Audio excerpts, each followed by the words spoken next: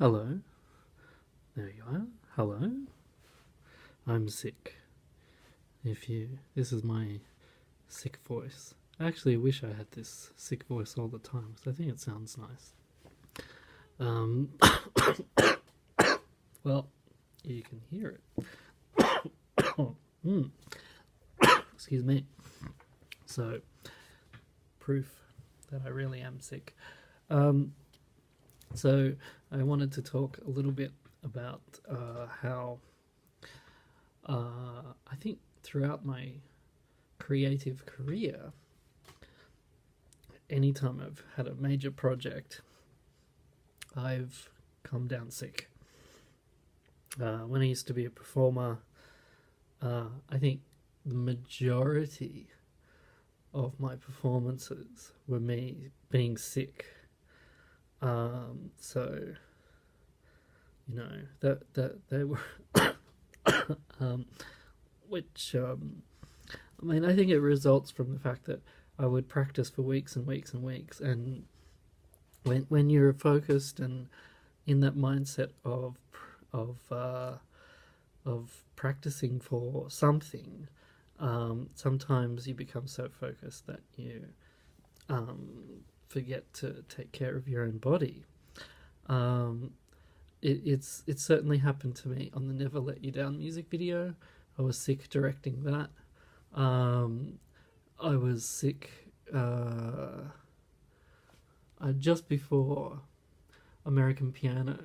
So I remember watching this documentary called Killing Priscilla, which is about Stephen Elliott, who's famous for Priscilla, trying to direct his film Eye of the Beholder.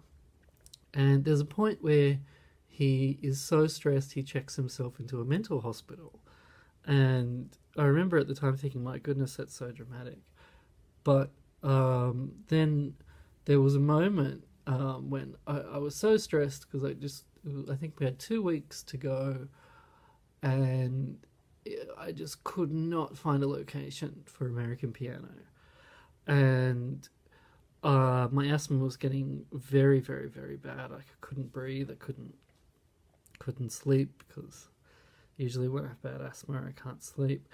So all those videos of me saying that I couldn't sleep is probably leading up to this one where it's like, hey, I've got the flu. So that moment where I went to the clinic and I said to them I was having asthma problems, and they put me on the respirator because usually when you have a severe asthma attack, you can't actually breathe the medicine down into your lungs.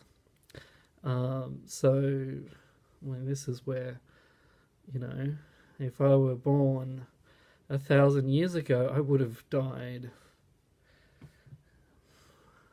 before I was 5.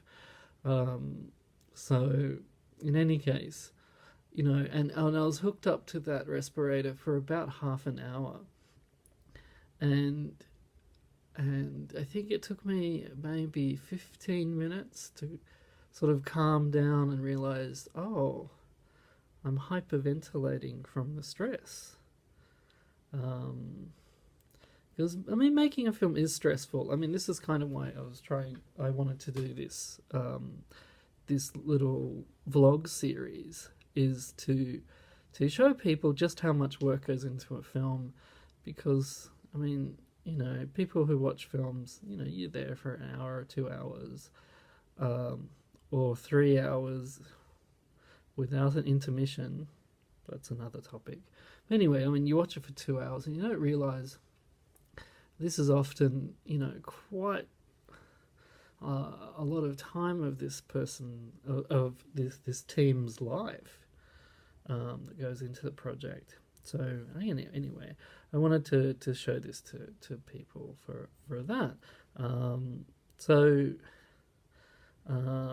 But anyway, so I guess, and for this film, leading up to this film, because I think after American Piano, I did Silence and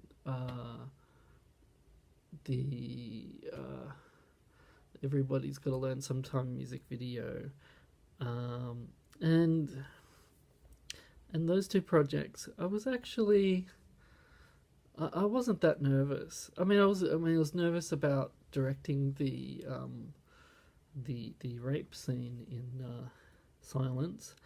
I mean, that is certainly something that it the way it's portrayed, I think it kind of works, but it certainly showed my limitations as a director, because I was just, I mean, as a writer, you kind of you want to go there, you want to pour your heart out about certain things, and then, as a director, when it comes time to direct something like that, you're asking two people to get into their mindset about something so awful.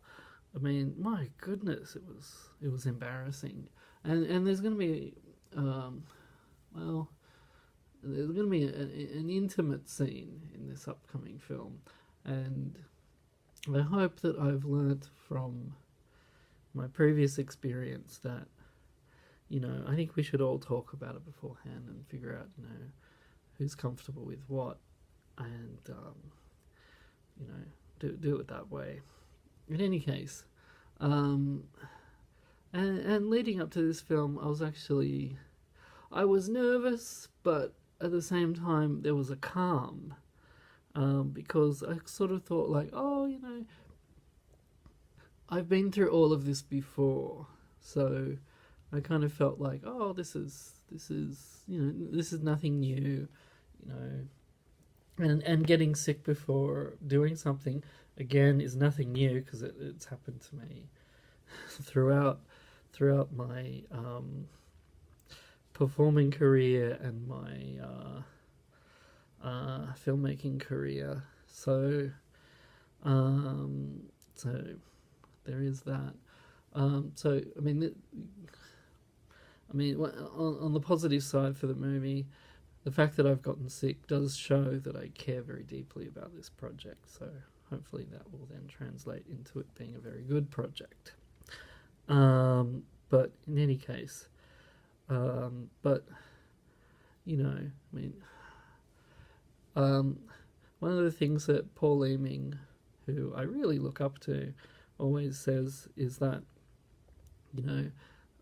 being in the army is such good training, and being a pilot is such good training for filmmaking, because none of your decisions are life or death in filmmaking. Whereas, like in the army, you're in a lot of life or death situations. He was an Air Force or a Navy. What do they call them? Naval pilots, where like maybe a split-second decision could cost a life, or on a commercial airplane where you're literally you've got 200 people's lives in your hands. So something like, so for him, something like this is nothing, because it's not life or death. And I've noticed that also working with Daniel Cohen, who was also in the Israeli army, that he sort of took the same approach, that and there's a lot of discipline that they have, which I have to say I really admire. Whereas I guess for me, throughout a lot of my creative career, I haven't really been handed opportunities, except for American Piano. That was the big one.